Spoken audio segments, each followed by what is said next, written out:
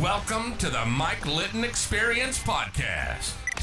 Mike has over 31 years experience in real estate, finance, and investing. He's passionate about being a father, a teacher, a realtor, an investor, and a leader. Everyone has a story, and our passion is to help them tell it. And now, introducing the host of the Mike Litton Experience, Mike Litton.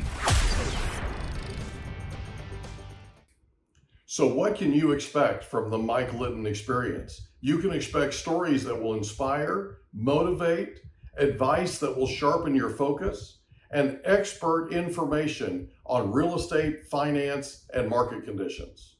Adam Swart, thank you so much for being our guest on the Mike Litton Experience. I'm super excited about our time together, and I cannot thank you enough for taking time out of your schedule to be here, okay? Celie, I know, set this up, and we're super appreciative to her for doing this.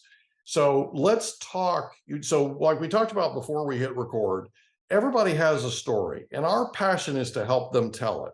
So one of the things we know is we're going to start, with your permission, with where you were born, go all the way up to today, okay?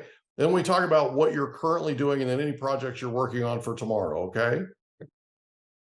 So where were you born? So I was born in Mountain View, California. So It's about 35 miles south of San Francisco, near Stanford. My parents moved to California in the 80s. I was born in 1991. And then grew up most of my life in Palo Alto, which again is kind of near Stanford. Next door. Yeah, exactly. Yeah. Exactly. And then except for a couple years where my parents, people always ask why, but moved to Ireland of all places. Okay. So I spent 2 years of my childhood in middle school, so kind of a good time perhaps to not be in the United States, in Ireland. So that was an interesting experience. So, but most of my childhood was in California. Okay. So so you moved to Ireland, and then when you moved back, did you go back to Palo Alto, Mountain View? That's area? right. Yep. Okay. Exactly. Okay. So basically, you grew up in Silicon Valley, That's right. right? Right next to Stanford and all that. Part of the reason I'm familiar with it is my son is actually up there right now. He's been up there for 2 years, working for Abbott Diagnostics. He works in the Stanford Blood Bank. So. Oh, wow. Well, Yeah. Abbott Labs, they were pretty busy for a while, right? Yeah. Yeah. So he's on the diagnostic side, but he maintains and repairs blood screening equipment for the blood banks. Wow. Okay. That's did he ever meet Elizabeth Holmes in that process?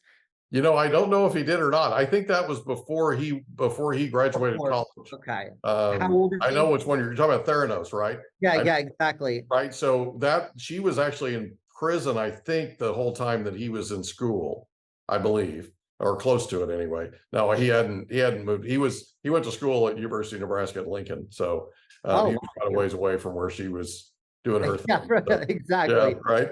Exactly. So you grew up, with the exception of those 2 years in Ireland. Why did you guys move to Ireland? Well, I think, as you said, it's the Silicon Valley. My dad was in tech, Okay. and my mom was sort of tech adjacent. Interestingly enough, she was one of the first executives at Silicon Valley Bank. Okay. He wasn't there at the end, Right. but she obviously, that was a famous story later on. But No kidding. so obviously that brought them out to California initially and to build a life there. But it is challenging. It is a real rat race out in the Silicon Valley. So when I think probably it was like a midlife crisis on their part, where they said, hey, we got to do something different. And what's more different from California than Ireland? And we're not talking Dublin, Ireland, which is a fairly big city. We're talking about Cork, city of, I think at the time it was 100,000. I was just back. It actually looks a lot larger now, but it is we lived with cows in our backyard. Oh, I wow. swear to God, there was a whole pasture up there, and it was just cows and greenery. So I think they saw it as kind of a break, maybe also an opportunity to kind of get us outside the rat race ourselves, because Yeah. I'll tell you, growing up in that area is really challenging because the school, all these kids are just brilliant, right? Yeah. So you feel dumb if you're like only doing basic calculus. Right. That's not high level math in Palo Alto. So Right. I got um you. so I think they were kind of like, hey, let's kind of introduce them to a whole different set of people, me and my brother, twin brother, fraternal, Mm. to a whole different set of people. So I thought it was really fun. That's cool. That's cool, man. So you come back from Ireland and you Yep. come back to Silicon Valley. What Mhm. was your favorite thing about growing up in Silicon Valley? You know, I feel like I better know it now, which is to kind of the juxtaposition between these people who are kind of building world-changing companies, Mhm. whether they change the world for good or for bad is a separate topic, Right. with these sort of fairly ordinary lives that they lead. Right. Right? You had tech executives, big type of folks, and they're just out there getting groceries, Mhm. walking the dog. You sort of see, I think anybody who grows up and seeing these sort of supposedly larger than life characters Mhm. as people can probably better contextualize them and probably get less intimidated. So it's probably really helped me not be intimidated when I kind of in the work world now kind of have to deal with other larger than life figures, whether they're clients or otherwise. Right. That's cool. So what high school did you go to? So I went to Gunn High School, uh, Okay. Gunn. Yeah, I know exactly where it is. We drive by it on the way to Stanford Right, my of course, yeah, yeah. from my son's place. Wow, So there you go. Wow, so you uh, really know, you really know the area. so Gunn High School is big time. That's That big time. Yeah, it's not an easy ride. I'll tell you. I always say, and people don't believe me, that I have never worked so hard. You're always supposed to say, I've never worked so hard as I'm working with a small business, but no, that's Right. not true at all. For Right. me, I've never worked so hard as I worked at in high school, Wow. because they ride you hard. If you Yeah. take 5 APs, that's not enough APs. Yeah. I think they've made it easier now. My dad's when I go back and see friends of the family and stuff who are there, they've made it a little more chill these days with, you know, they start school at 9 some days, but when I was there it was fairly challenging. Yeah. So aren't the graduates automatically admitted to Stanford? Well, if you have a connection, then probably. I heard something like that, like something like you go to that school because you're headed to Stanford kind of thing. Uh, well, it certainly doesn't help, or doesn't hurt rather. Yeah. I would say like 30 or 40 kids out of 300 or 400 in my class went to Stanford.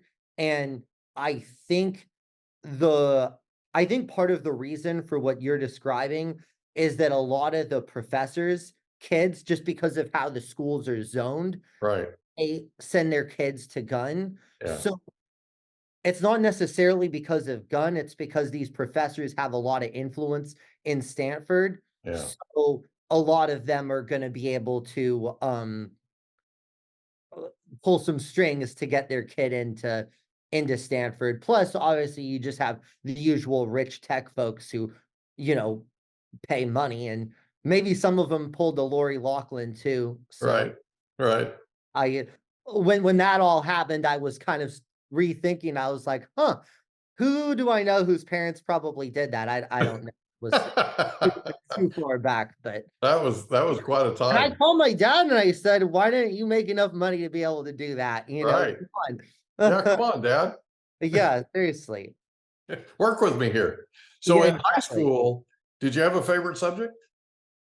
History. Okay. Loved history. I did too. History is a great That's, subject. well, I just, I love what it says about today. And I've Yeah, always found politics to be fascinating and current events, but history almost more so because you can see yourself through history. yeah, You can see where we are as a country yep, through civilizations past, and history repeats itself. And it's fascinating how many people study history, but I think don't study it critically because right, they think of history as all existing in the past as opposed to saying, well, what did the Romans do that we can learn from? What did they right, screw up? What did the Greeks do? What did the right, English do? The French, right? Our American civilization is built on the English, the French, the Romans, the Greeks, right? Going back and channeling that. And when you get to travel, I don't know if you like to travel, but I love to travel hmm, mostly because of the history, because you see these buildings and you see these museums, the works of which are essentially still part of our culture today. We just don't yeah, always realize that. yeah. And it's, I think it's amazing that so many people are trying to erase our history, Yes. right? Especially today and cancel culture and all that kind of thing. And it's true that if you ignore history, you're doomed to repeat it. It's Yeah. going to happen, right? Yes. These mistakes were made all those years ago. We need to keep our history and learn from it so that we don't make the same mistakes, so that some of these things don't get repeated. Anyway, so I'm going to get off my soapbox for a second. So, No, I like the soapbox, but so go on. from your so from your high school, where do you go from there? So I went to UCLA, uh, Okay. undergrad, and uh, and that was just that was an amazing experience. Why did you choose UCLA? So interestingly enough, it was my sort of second choice school. Okay. Um, Initially, I thought I was going to be a diplomat. These days I'm anything but diplomatic, but at the time, I wanted to go to Georgetown and be a diplomat and join the Foreign Service. Uh, Yeah. Going to Georgetown is sort of a track to Right. that path. So honestly, I was kind of disappointed at the time that I didn't get in, Hmm. but I I'm always throughout my life, I always try to be a really positive person, and I'm a big believer in fate. So Yeah. I tend to sort of see any setback, even a big one, as, well, how am I actually going to be better from this seeming setback? Yeah. Right. So college admission is a great example of it, because I think the more you learn later on, the more you realize you often end up where you should end up. There's Yeah. very people who feel like they should have gone somewhere else. Yeah. And that was certainly true of being at UCLA.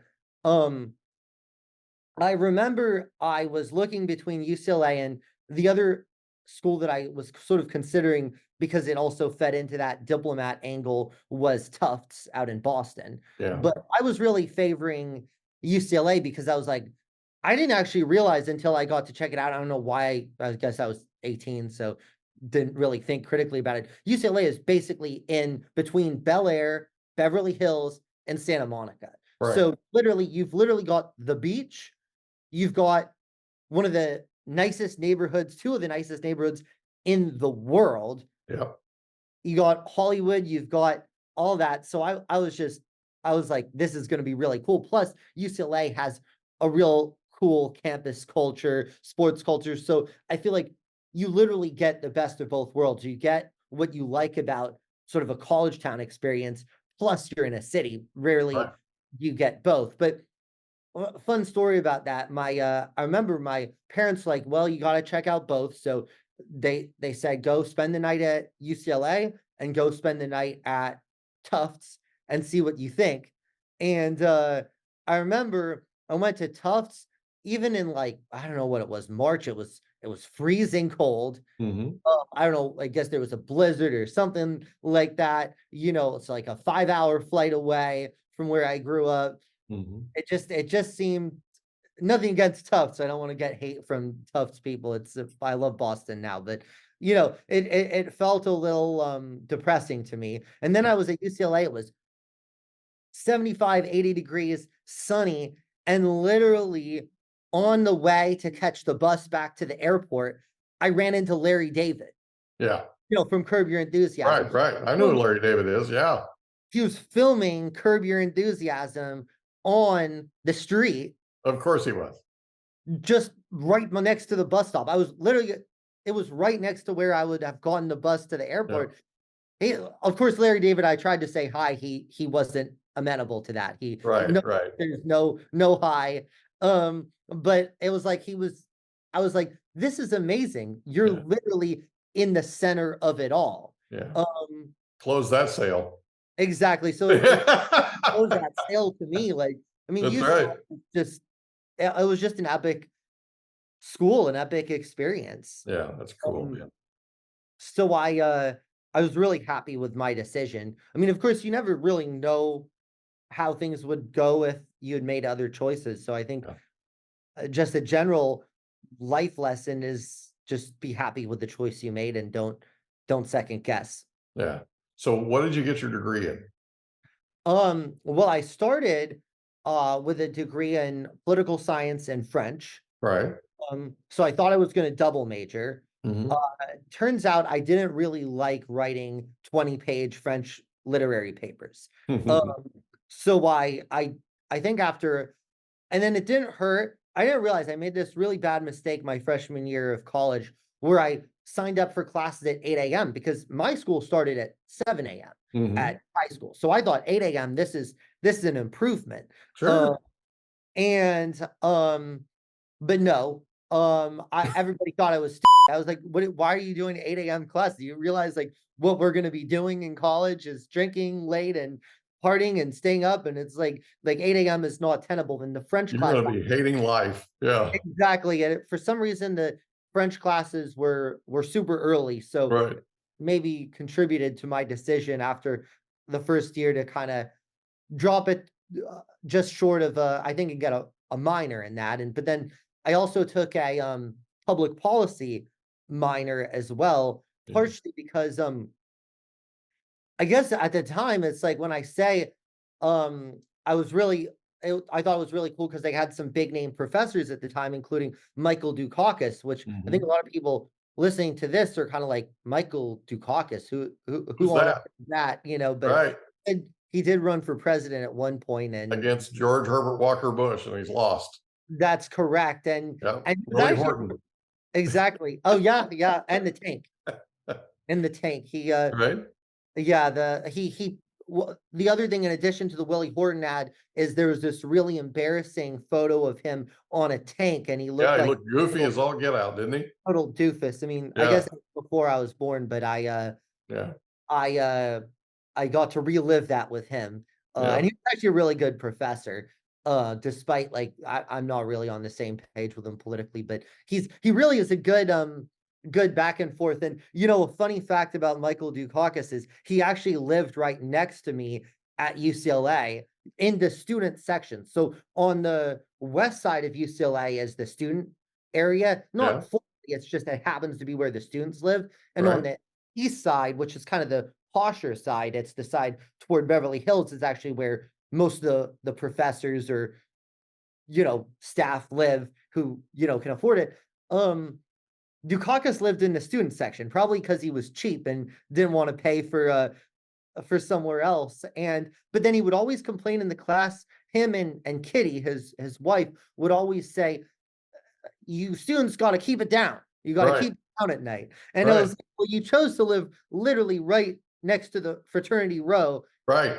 And then he would always complain about the students. So it's just funny thinking of he ran for president and now he's kind of coming downstairs in a bathrobe yelling at the kids. But anyway, just the coolest part about being at UCLA is you just got to see so many celebrities. Yeah. I remember going to a concert at Royce Hall, which is sort of the famous theater there, and having the pleasure, I guess you could say displeasure, of sitting behind Kareem Abdul-Jabbar, because not an easy guy to see around sitting right next right in front of you. But kind of like having a billboard in front of you, right? Exactly. So you just had all these kind of amazing experiences, and you kind of took good weather for granted. I mean, it's crazy now you have all these storms and everything, but I just never remembered bad weather, like, barely at all when Well, I we went through an 11-year drought down here. So, yeah, I mean, it's, we're trying to dig out of that. We are. So sure. this is our second year of some real moisture. So, it's cool. We needed it. So you graduate from UCLA. Yep. Where do you go? Well, so I started my business, Crowds on Demand, when I was We hope you enjoyed another episode of the Mike Litton Experience. If you did, do us a favor, smash that subscribe button, tell your friends, family, and coworkers about our program, and wherever you get your podcasts, please leave us a rating. It helps us to connect with quality people just like you. And that's a wrap. Another episode of the Mike Litton Experience in the books. Reach out to Mike on Instagram at Litton Realty. Want to meet with Mike? Check out calendly.com/Rio760.